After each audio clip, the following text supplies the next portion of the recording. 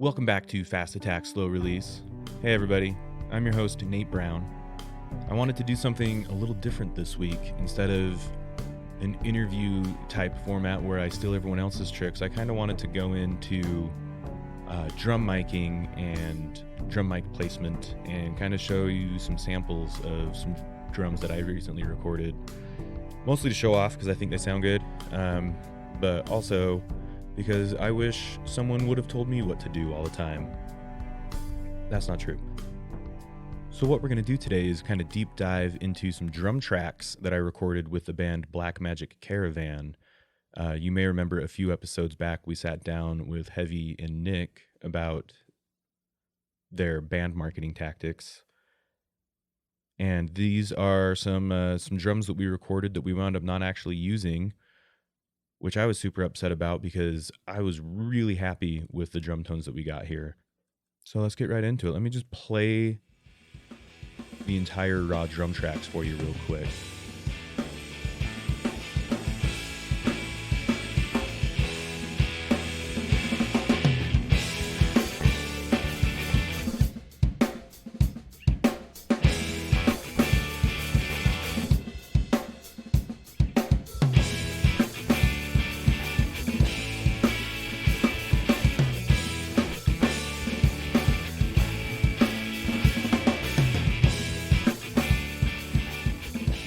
So let's kind of jump in and kind of evaluate what goes into making a good drum recording. I think you have to start with a good drum performance, which we obviously got here. There's no substituting a good drummer, or I should say, there's no accounting for a good drummer. And typically what goes along with having a good drummer is having the drums in tune. You should always know how to tune drums. There are tons of YouTube videos out there. You can get yourself a cheater like a drum dial or like a TuneBot or something. But having in-tune drums makes the recording setup just much cleaner. You wind up sounding much more professional and polished because you've got the overtones controlled right, and you've started with a good recording at the source. It's really easy to just kind of look at a drum and just think that it doesn't require much tuning because you just hit it. There's no strings, right? You don't tune drums to a note. But is it important to make sure that you have the right tone coming out of your drums with, the right amount of overtones? And that's all in tuning. Make sure you got a fresh set of heads and an in-tune drum kit and a good drummer, and you're like 3/4 of the way there. The second thing that goes into getting good drum tones and good drum recordings is having the appropriate acoustic space, like a live room. When you close mic a drum set, that does take the room out to a pretty high degree, but drums are still a very loud instrument that really tends to fill up a room and bounce that sound around. And if your room isn't treated towards whatever drum tone you want, like if you want a really controlled sound, having the right sound dampening up, or if you want a really live room, how do you create space without too much echo? Either one, the room is important. When you get these basement recordings going on, close miking will get you sounding pretty good, but there's still no accounting for a good acoustic space. We recorded this at Rocket Skates Recording, which has a pretty decent sized live room with some sound treatment up to kind of kill some reflections, but not all of it. And you can hear that in the room mics here. This is some Rode NTR and an AKG C414 that I'm using as a mid-side mic. So the Rode NTR is turned sideways. It's a figure 8 because it's a ribbon mic. So you turn that sideways facing the drum set, so it's facing left and right of the drum set. Then you take a C414 or some other condenser microphone and put that just over or underneath the Rode mic, facing directly at the drum set in a cardioid pattern. So just basically 90 degrees off axis of the ribbon mic. This makes for a really big, wide open sounding kind of room mic. And you'll hear that here.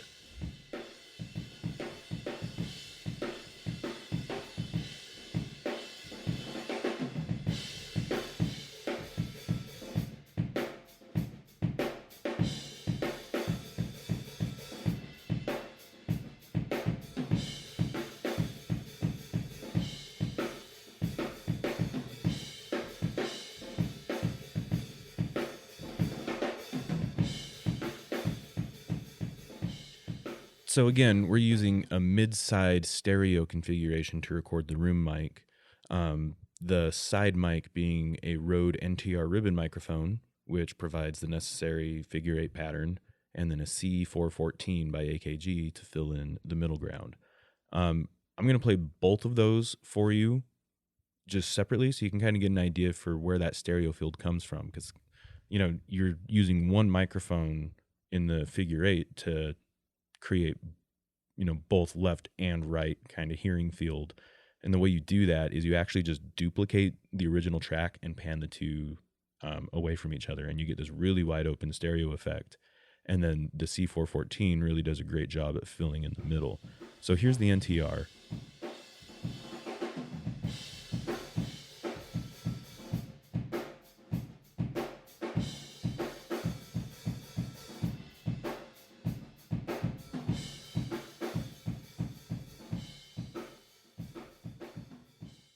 And here is the 414.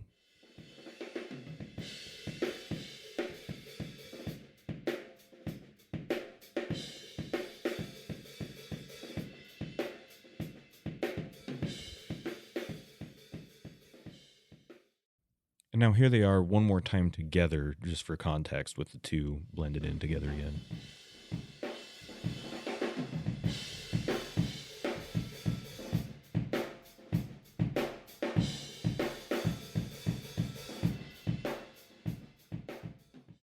So the mid-side room mic is a great way to get yourself a good sense of space and without losing richness and depth.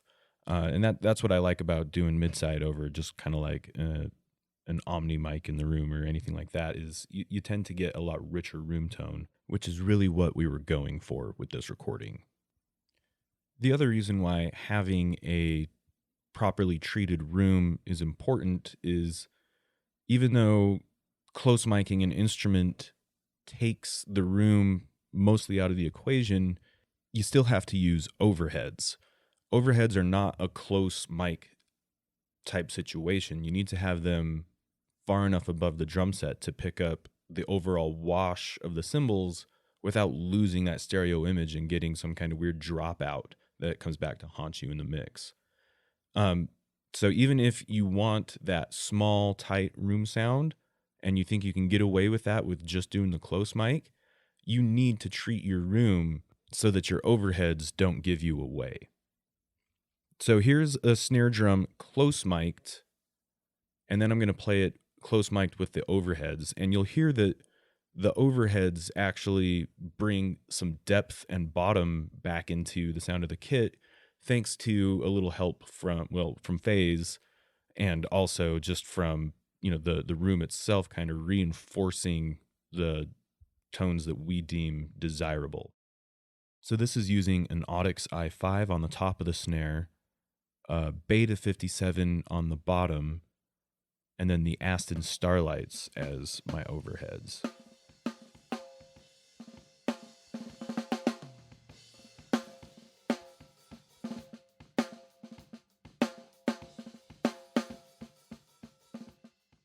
And so now here's that clip with the snare and the overheads.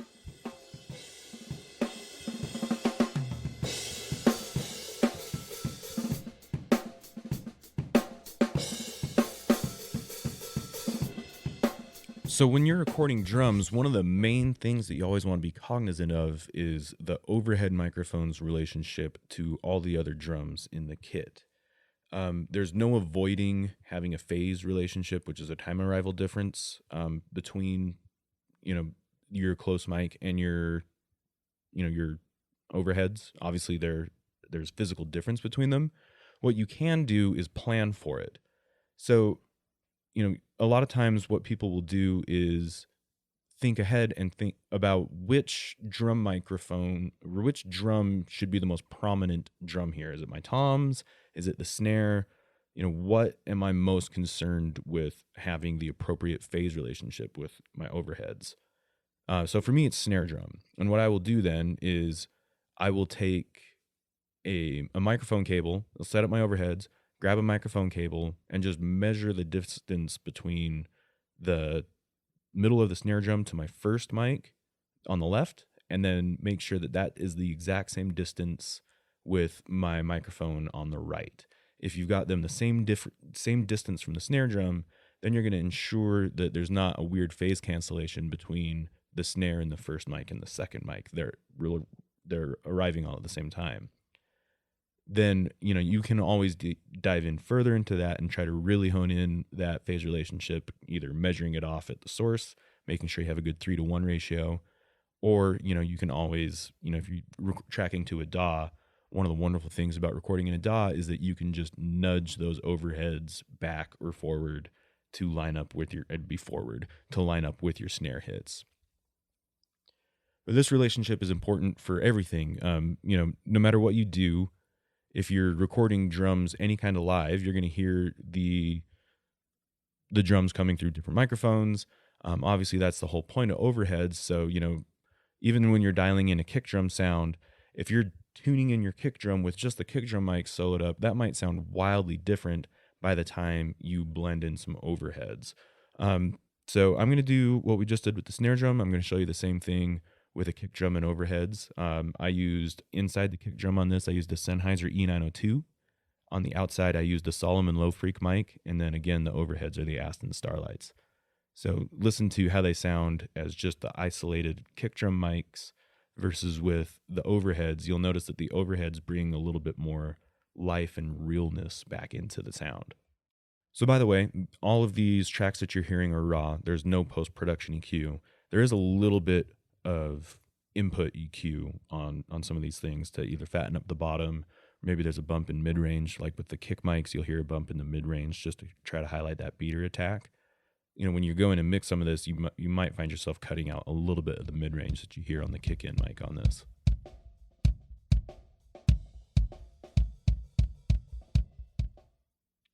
Now here it is again with the overheads mixed in.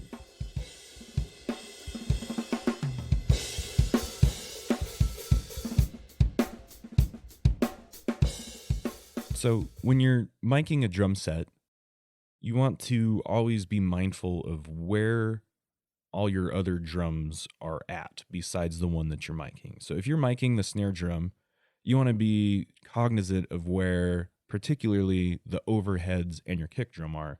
That's where you tend to get a lot of bleed.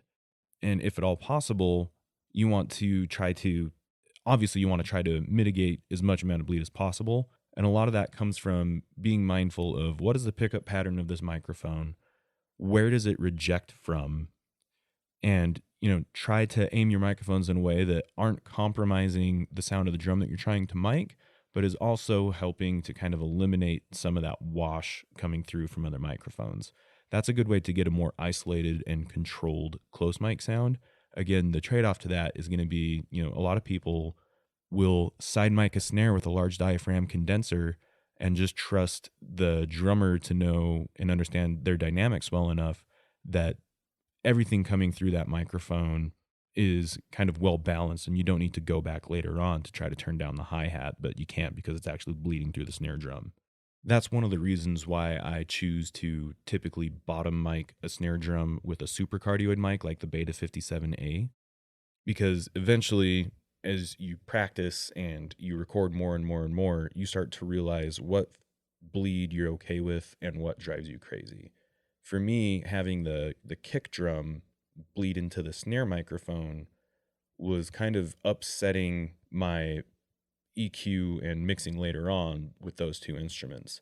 And especially when you're doing something heavy rock and roll like this, the kick drum and the snare, in my opinion, are the two most important drums. And if you're not getting the right phase relationship and right bleed between the two, things can really go awry. So I chose to go with the supercardioid microphone on the bottom of the snare to try to help reject a little bit of that kick drum, since that's where a lot of the kick drum bleed comes from. You also can do this, a lot of people will do this on tom-toms as well. That's what I used for this song in particular, was some Sennheiser E604s. You can clip them onto a drum rim. I don't typically, unless I'm running low on stands. So in a live type setting, I'll clip them onto the drum set. But if you can just get them on their own microphone stand, that prevents a lot of ring traveling from the drum rim into the microphone. These super cardioid mics are great because, you still pick up some bleed from the drums and cymbals next to you, but it's a little bit more mitigated, so it gives you more control over what you bring up when you turn up that tom mic. And that's pretty much it as far as the basics of recording drums. There are lots of different methods out there. Some don't involve close miking drum sets at all, and they all sound cool and they're all useful in certain settings. I would really recommend just spending some time and Googling different drum microphone methods and trying to copy them and perfect them. And what you'll find is as you Google these different miking methods, even if it's just different overhead configurations or just a general like drum mic template almost, you'll find that when you start really looking into this, all of these techniques were developed by people who were trying to be mindful of phase, particularly in the analog days when there was no edit afterwards to try to line up your phase relationship. Phase was something, and still should be something, that you were constantly mindful of. Another thing that's really important is knowing the microphones that you're using. You want to know ahead of time what the polar pattern is of the microphone. You want to know its frequency response and to make sure that it's the appropriate response for, the instrument that you're trying to capture. And you want to make sure that it can handle high SPL, that you're not going to damage a ribbon microphone or, ruin an entire take because you're using a condenser microphone that got a little bit of input distortion on it. And finally, again, make sure that you're tuning your drums before you record them. It's a good idea to go out and record a take, come in and listen to them, and make sure that you're satisfied with the tones, that, you're not getting too much ring for your taste, or, making sure that the drums don't sound kind of flat and iffy. Drum replacement will only take you so far, right? If your drums are wildly out of tune, you still used overheads, and those overheads are still going to inject that old drum tone in there.